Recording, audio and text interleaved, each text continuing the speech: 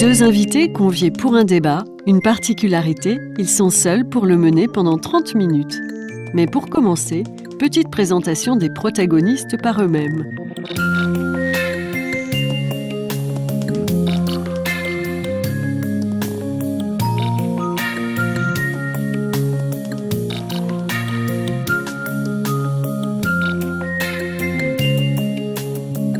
Alors on commence par vous. Qui êtes-vous ?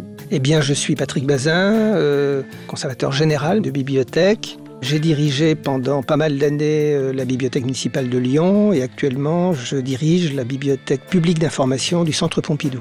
Pourquoi pensez-vous que c'est vous qui êtes là pour débattre ? Eh bien, sans doute parce que le web, si l'on veut dire les choses rapidement, est l'avènement de la bibliothèque universelle. Et comme je suis bibliothécaire, je suis forcément concerné par le web et par toutes les problématiques qui entourent le web. Deuxième invité, même préambule. Qui êtes-vous ?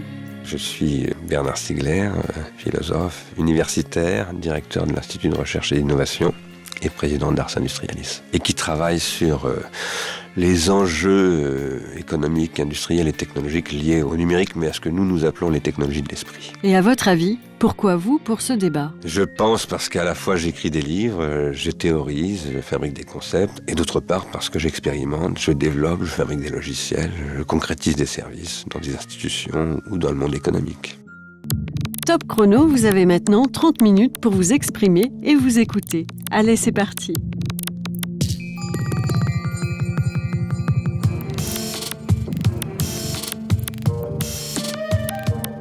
Le web, moi je pense que c'est une véritable révolution du marketing. Le marketing qui pour nous est devenu quasiment ce qui dicte notre existence, y compris la vie de ce qu'on appelle les marchés, y compris les marchés financiers. C'est une réalité qui s'est développée au début du XXe siècle, qui s'est surtout imposée après la Deuxième Guerre mondiale au monde entier et qui a installé un mode de vie consumériste. Et ce mode de vie, je pense qu'il est en train d'arriver à son terme et qu'on est en train d'assister à quelque chose de différent, une économie de la contribution qui n'est plus une économie consumériste. Par exemple, le web ne fonctionnerait pas s'il y avait d'un côté des producteurs et de l'autre côté des consommateurs. Ce qui fait fonctionner le web, c'est le fait que tout le monde y contribue de près ou de loin, plus ou moins. Soit en réémettant un message, soit en créant un blog, et c'est ça qui fait le fonctionnement de ce système. Donc le modèle producteur-consommateur, ça ne fonctionne plus. Ce qui est un peu triste, c'est qu'aujourd'hui, particulièrement en Europe et en France, personne ne pense ce processus au niveau politique, économique, fiscal, investissement à long terme, etc.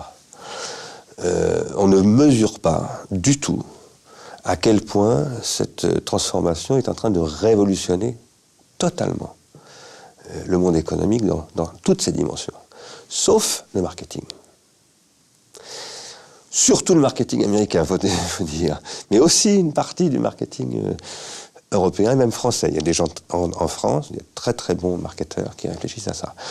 Le problème est que ces marketeurs, ils sont là pour développer un usage de ces technologies du web selon le modèle consumériste, puisqu'ils sont encore dans le modèle consumériste. Et donc ils rabattent les possibilités de ce web, à mon avis, sur les objectifs du consumérisme. Et là, effectivement, je pense que le mot redoutable n'est pas exagéré. Redoutable pourquoi ? D'abord, on sait, j'ai beaucoup travaillé sur ces enquêtes ces dernières années qui sont menées dans différents pays, en particulier l'Allemagne et les États-Unis, que déjà les technologies analogiques ont des effets sur le comportement des enfants en particulier très dangereux, et qui sont maintenant attestés sur le plan médical. Parce que la consommation à très haute dose de médias, en particulier avant 5 ans, a des effets sur ce qu'on appelle la synaptogenèse, c'est-à-dire sur la formation même de l'activité cérébrale de l'enfant. D'autre part, ces médias tendent à se substituer à l'école, parce que aujourd'hui, un adolescent américain passe 10h30 par jour sur les médias. Il est évident que lorsque Jules Ferry a créé l'école, où il fallait 6 heures par jour de disponibilité, qu'il n'existait pas de médias, cette capacité attentionnelle était beaucoup plus grande qu'aujourd'hui. Donc il y a des conflits de captation de l'attention. Personnellement, je crois, et c'est aussi ce que croit l'Institut de recherche et d'innovation que nous avons créé au Centre Pompidou, que ces technologies permettent, si on en a une politique, de reconstruire une attention profonde, de reconstruire un rapport à ce qui se noue à l'école, dans les musées, à la Cité des Sciences, enfin dans tous les lieux de formation de l'esprit, que ce soit par la voie académique ou par des voies, je dirais, plus culturelles. Il y a 20 ans, même un peu plus de 20 ans, on commençait à réfléchir au numérique appliqué, en particulier à l'écriture, à la lecture, aux livres. Nous avons, à cette époque-là, dans une certaine mesure, échoué à convaincre les politiques d'investir au sens le plus concret du terme, financièrement parlant, dans le développement d'une culture du numérique. Mais si nous avons échoué, dans une certaine mesure, c'est peut-être parce que nous avions en tête des modèles qui étaient encore des modèles du passé. Je me souviens de l'expérience que nous avons menée ensemble, Bernard Stiegler, dans le cadre de l'établissement public de la future Bibliothèque nationale de France. Nous avions préconisé la numérisation massive des livres de la Bibliothèque nationale de France.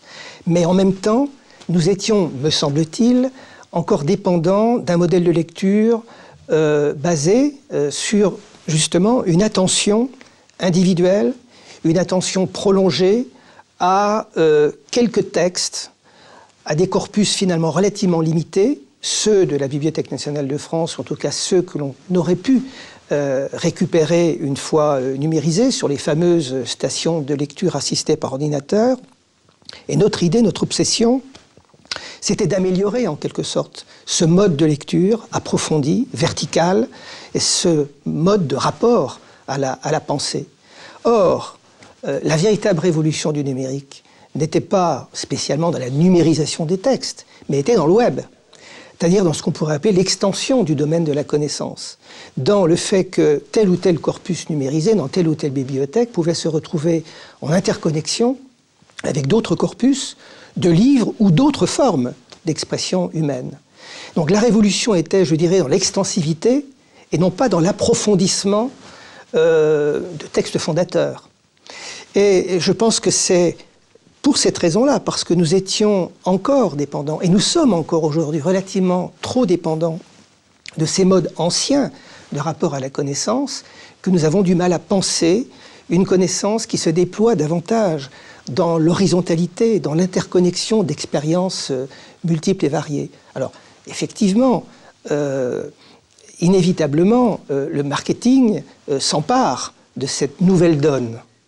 Et il faut essayer de faire en sorte que cette nouvelle donne ne soit pas détournée à des fins purement mercantiles ou vers des usages basés, je dirais, sur la sidération. La sidération en particulier des jeunes pour ce mode d'activité numérique. C'est pour ça que les bibliothécaires que nous sommes, par exemple, parler des enseignants, mais les bibliothécaires ont un rôle à jouer également dans ce domaine-là, se doivent aujourd'hui de faire de leur bibliothèque des espaces d'apprentissage, des nouveaux rapports à la connaissance. Il faudra que les bibliothèques deviennent progressivement des espaces d'expérimentation d'une nouvelle forme de sociabilité de la connaissance, en quelque sorte. Dans un langage qui est celui de la philosophie contemporaine, ce qui se produit avec les réseaux numériques, c'est d'individuation collective. Or, il se trouve que la philosophie a toujours défini le savoir comme une individuation collective. Quand on va dans une bibliothèque, comme Bibliothèque nationale, on voit des gens tout seuls dans leur coin, mais qu'est-ce qu'ils font? Ils écrivent. Pourquoi est-ce qu'ils écrivent? Pour publier. Et qu'est-ce que c'est que cette publication? C'est une réticulation sociale. Ils créent un réseau social. Mais moi, je ne crois pas du tout qu'il y a une vieille attitude qui serait dépassée et qu'il y aurait une nouvelle attitude qui serait... Non, pas du tout. Il y a une fausse idée sur ce que c'est que l'écriture dans le passé, et il y a une nouvelle idée qui doit en émerger à travers les technologies de numérisation qui sont en fait des technologies de l'écriture. Un ordinateur, c'est une machine à écrire. L'informatique continue l'écriture. C'est pas du tout une rupture avec l'écriture, c'est une évolution de l'écriture.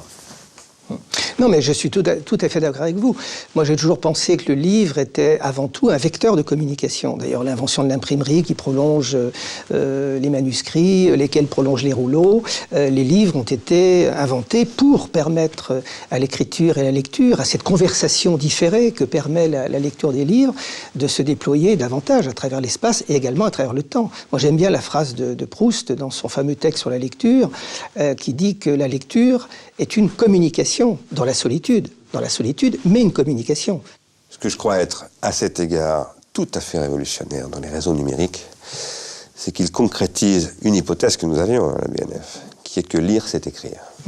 Quand on lit vraiment quelque chose, ça se traduit par une inscription. Pas forcément une inscription sous forme écrite alphabétiquement. Ça peut être une action sociale, ça peut être une transmission à ses enfants par un comportement. Mais dans tous les cas, il y a un processus qui se met en place et qui enchaîne. Là où le numérique aujourd'hui est très important, c'est par les technologies de l'annotation. Aujourd'hui, ces technologies restent très très élémentaires, mais le chantier de demain, ce que certains appellent le Web 3, c'est le chantier de l'annotation qui permet de créer des processus de socialisation, de partage, et qui sont des processus polémiques où on va venir confronter des points de vue.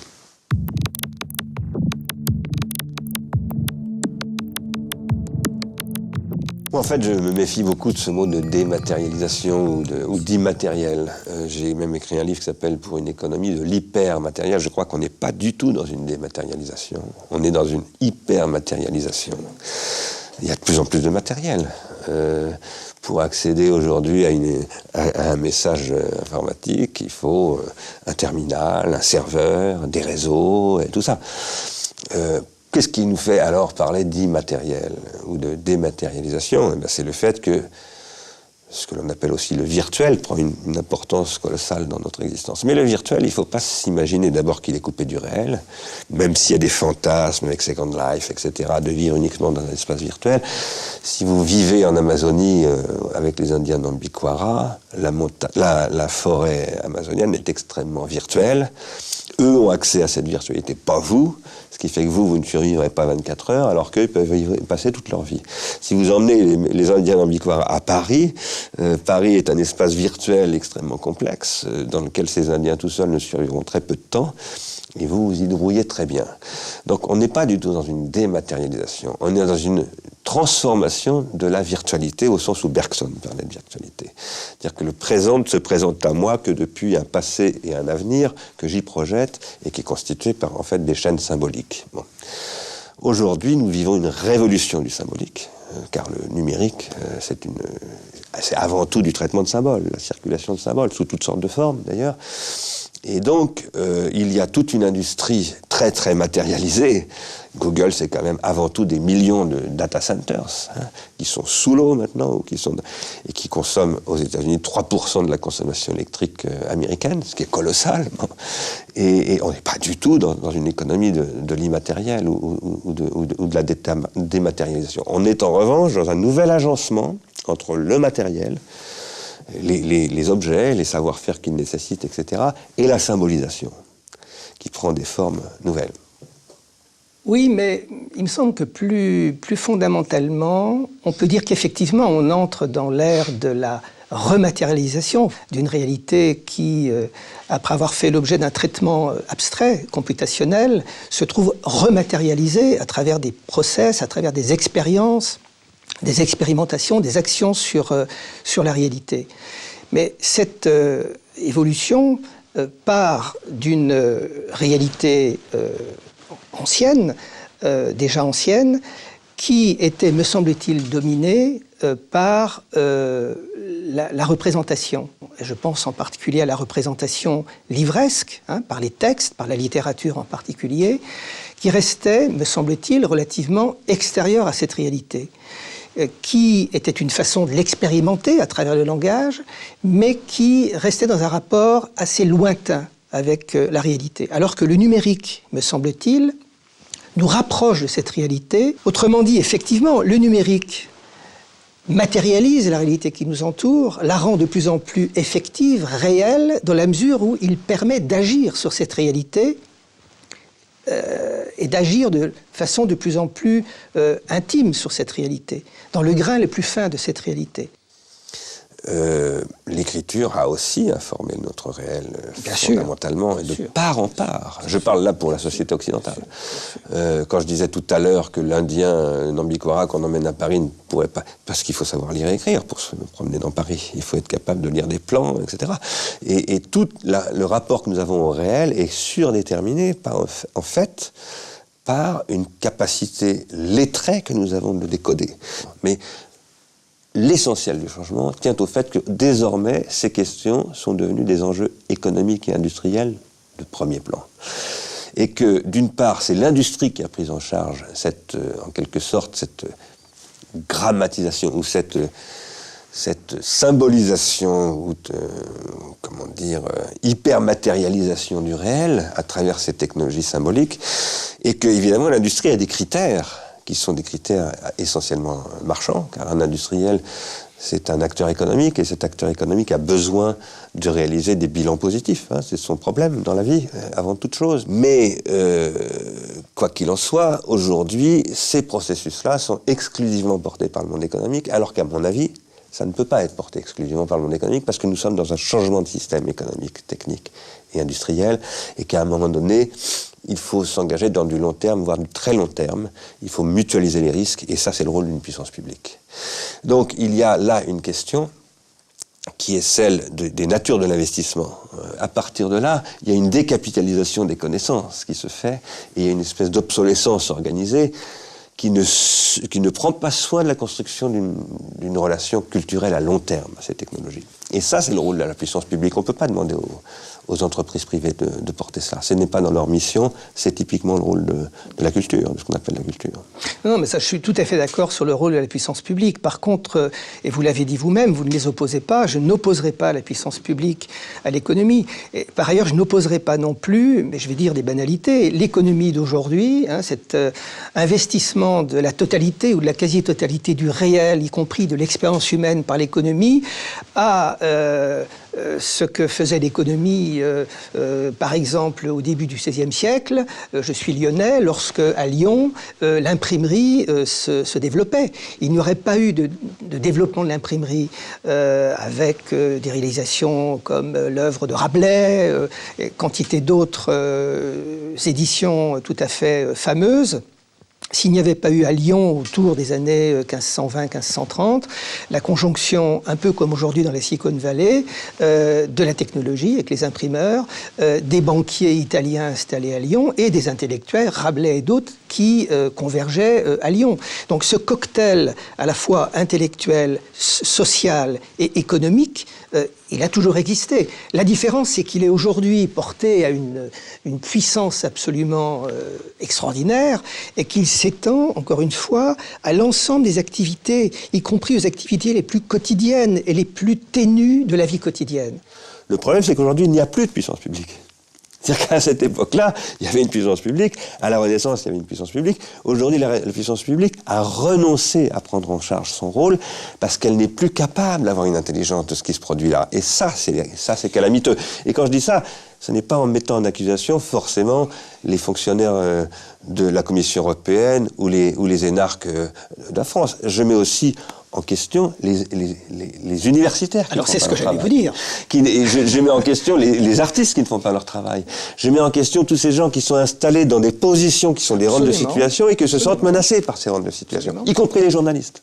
Qui, par exemple, disent il faut maintenir une presse traditionnelle, etc., et qui ne voient pas qu'en fait, en faisant ça, ils sont en train de se tuer eux-mêmes, mais aussi ils empêchent un nouveau monde d'apparaître. Plutôt que de penser le mouvement, penser la mutation, eh bien, il la critique de façon soi-disant radicale, c'est-à-dire il la renvoie au néant, ou il tente de la renvoyer au néant, en réalité pour conserver leur position acquise. Ça change un peu quand même. Alors ça change. Ça change un peu, il y a des universitaires qui sont en train d'évoluer, des artistes font... Ce ne sont pas les artistes qui sont patentés, qui sont reconnus par le marché, malheureusement, mais des musiciens aussi. Enfin bon, il y a quand même des choses qui se passent très intéressantes, même dans le cinéma. Bien sûr. Et chez les journalistes aussi.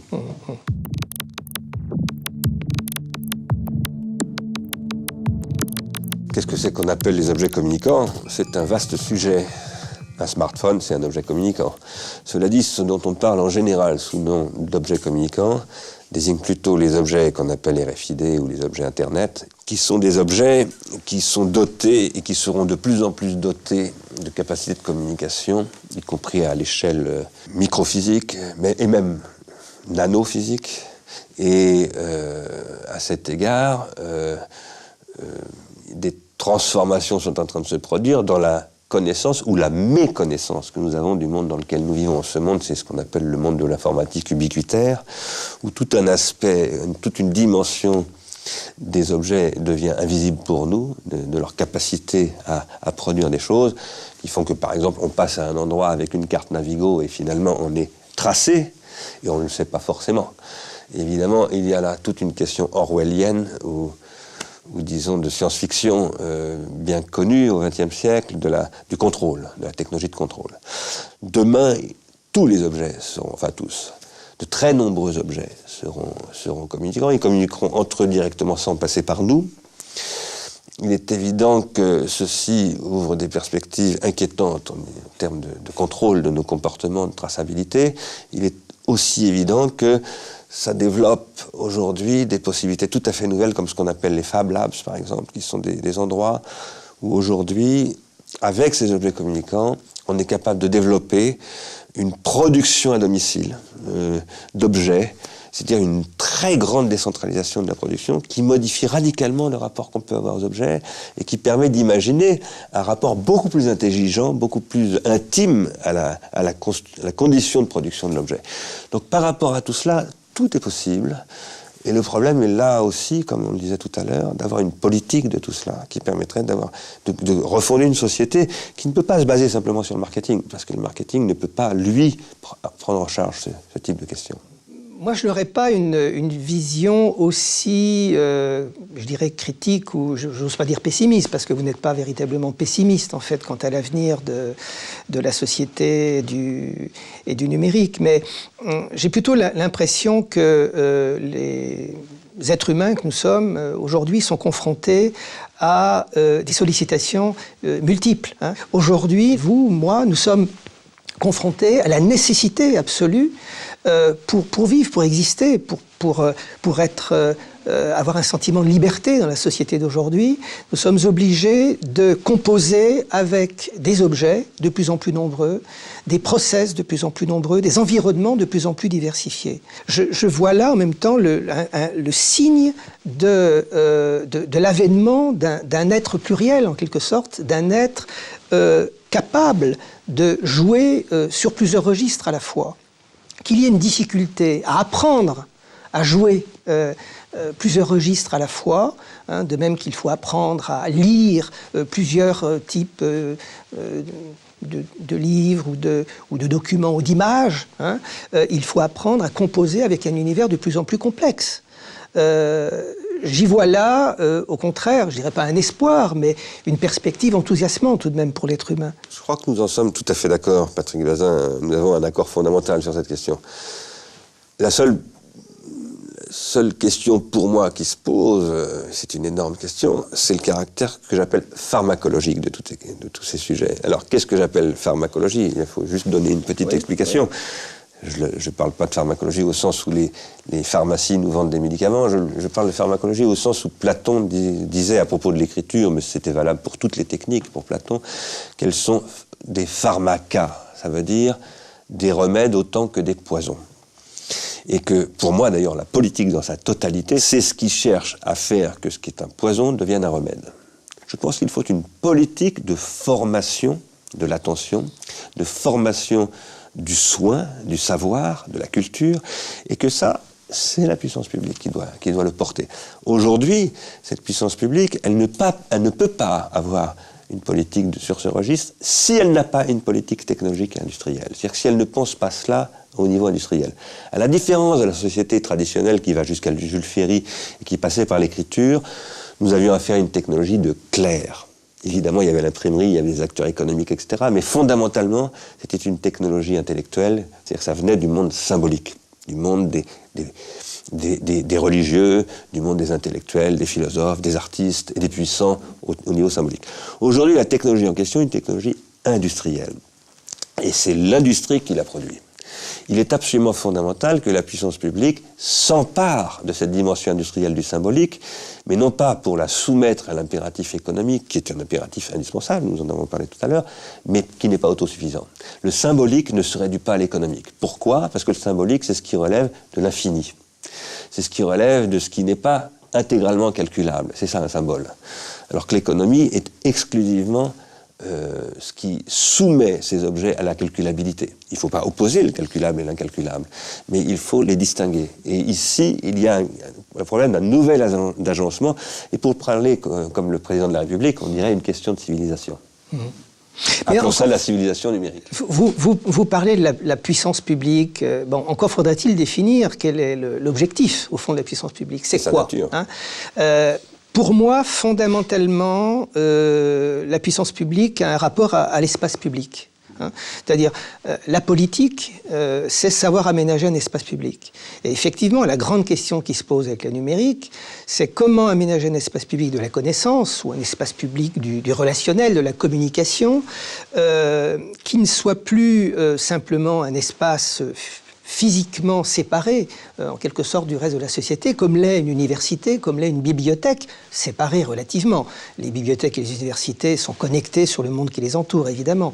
Mais ce sont tout de même des espaces dans lesquels on entre, des espaces publics dans lesquels on entre, et ce faisant, par lesquels on quitte un autre espace qui peut être, par exemple, celui de l'économie. Aujourd'hui, il faut arriver à penser un espace public, interstitiel en quelque sorte, qui soit présent partout dans la vie quotidienne des gens et à travers les différentes activités des gens. On ne peut plus, me semble-t-il, penser l'espace public comme un espace séparé. Il faut le penser comme un espace, vous parliez de partage, sans doute comme un espace de partage. Quel est le risque, au fond, du marketing, puisqu'on parlait du marketing, le risque d'un mauvais usage de l'économie? Pour moi, c'est l'enfermement. C'est l'enfermement dans des habitudes de consommation ou d'expérience consumériste. Ça peut être l'enfermement, si on quitte le domaine de l'économie, si on va vers l'idéologie, dans des idéologies ou dans des pensées refermées sur elles-mêmes, tribales. C'est ça le grand risque. Et le rôle de la puissance publique, c'est de faire en sorte que ces différentes formes d'enfermement des individus ou des groupes sautent au profit d'une circulation des individus par rapport, les uns par rapport aux autres. Il faudrait vraiment creuser ce que veut dire puissance publique, effectivement. D'abord, pour qu'il y ait une puissance publique, il faut qu'il y ait un espace privé. Parce que le public se constitue par sa différence du privé. Si tout devient public, il n'y a plus de public. Ensuite, il faudrait réfléchir à ce que veut dire privé. Privé, ça veut dire au moins deux choses dans notre vocabulaire contemporain. Ça veut dire intime. Et aujourd'hui, vous savez à quel point l'intime semble menacé. Mais ça veut dire aussi mettant en œuvre des intérêts particuliers, c'est-à-dire privés. Au départ, l'espace public grec, puisque c'est là que naît le concept d'espace public, c'est l'espace profane, au sens où il est accessible à tout le monde, sans secret et sans limite, c'est-à-dire qu'il n'est pas sacré, c'est ça que ça veut dire. L'espace public veut dire profanès, ça veut dire non sacré, tout le monde peut y accéder, tous les citoyens. Et en même temps, c'est l'espace de l'intérêt collectif, c'est-à-dire qu'il n'est pas appropriable par un intérêt privé. La grande question de l'espace public contemporain numérique, c'est que quand Facebook, par exemple, s'empare de l'espace public, en fait, il privatise cet espace public. C'est-à-dire qu'il en fait un espace commun qui apparaît public parce que tout le monde y a accès, mais en fait, c'est qu'on a accès à tout le monde, et que c'est que Facebook a accès à tout le monde. Et que du coup, ça n'est plus ni un espace public, ni un espace privé, c'est un espace d'un autre type. En tout cas, ça pose un problème de le rapporter au concept classique d'espace privé et d'espace public. Là, il y a un enjeu absolument colossal, qui est la base même de la société politique et de la société tout court, on pourrait dire, pas simplement politique, sur lequel, évidemment, il y a un travail à faire, et par rapport à quoi, là, les politiques ont une obligation de réflexion. C'est aller beaucoup plus loin que ça, de réinventer un espace public dans le numérique qui tire véritablement parti de ces possibilités que le numérique ouvre, effectivement, parce que il y a une possibilité formidable d'extension de l'espace public.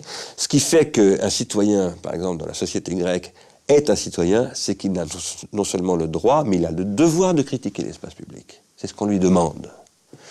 Donc il faut développer de nouveaux espaces critiques. Aujourd'hui, les espaces numériques sont assez peu critiques dans ces très très grands espaces-là que sont par exemple les réseaux sociaux. Et en même temps, Wikipédia ou des choses comme ça sont typiquement des activités critiques. Donc il y a toute une possibilité, toute une gamme de possibilités par rapport à laquelle on s'obstine à dire pour ou contre Google, ce qui est complètement idiot, parce que ça n'a pas de sens d'être pour ou contre un pharmacone. Hein. Le problème, c'est d'en faire quelque chose de bien plutôt que quelque chose de mal. Personnellement, je ne réduirais pas ou je ne ramènerais pas exclusivement la question de l'espace public à la question de l'espace critique, à la question de la critique, parce que Internet fourmille de communautés critiques, d'espaces critiques. Hein. La question de l'espace public au singulier, qui plus est d'un espace public forcément aujourd'hui quasiment à l'échelle mondiale, puisqu'Internet est mondial, il est extrêmement difficile de penser un quelconque surplomb. Ça ne veut pas dire qu'on ne puisse pas penser des règles, mais il s'agit beaucoup plus de règles, de processus, hein, permettant à des processus de se déployer, mais pas de règles permettant d'aménager globalement un espace. Et cette incapacité que nous avons aujourd'hui à penser des règles surplombantes, et peut-être ne faut-il pas les penser, peut-être faut-il penser différemment l'espace public, fait que on peut difficilement imaginer effectivement aujourd'hui ce que peut être une politique pour l'avenir, enfin une politique qui ferait que les êtres humains, qu'un vivre ensemble, comme on dit aujourd'hui, puisse véritablement s'instaurer entre les êtres humains. Et à cet égard, la question que vous venez de pointer, qui est centrale dans tout ce que nous avons dit, c'est le rapport entre le bottom-up, c'est-à-dire ce qui monte d'en bas, et le top-down, c'est-à-dire ce qui descend, ce qui se centralise. On oppose le bottom-up et le top-down, ce qui est une erreur complète. Personnellement, je crois que le web de demain, ce sera un web qui saura re-top-downiser le bottom-up et qui saura faire qu'en effet, le web sécrétera des propositions juridiques, si je puis dire, et qu'il y aura des systèmes de régulation interne qui permettront finalement d'ouvrir du débat critique, de produire la différence sur le web qui aujourd'hui est essentiellement grégaire et massificateur, hein, quand même.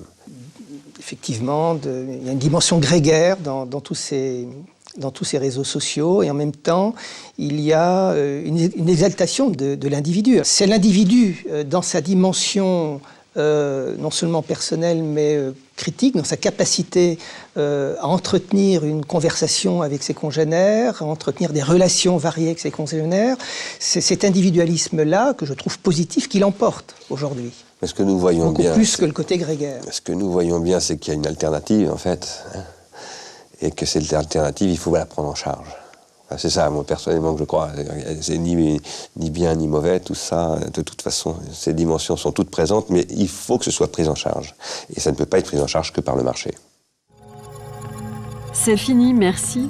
La semaine prochaine, on se retrouve au même endroit, même principe. 2 invités et toujours pas d'animateur.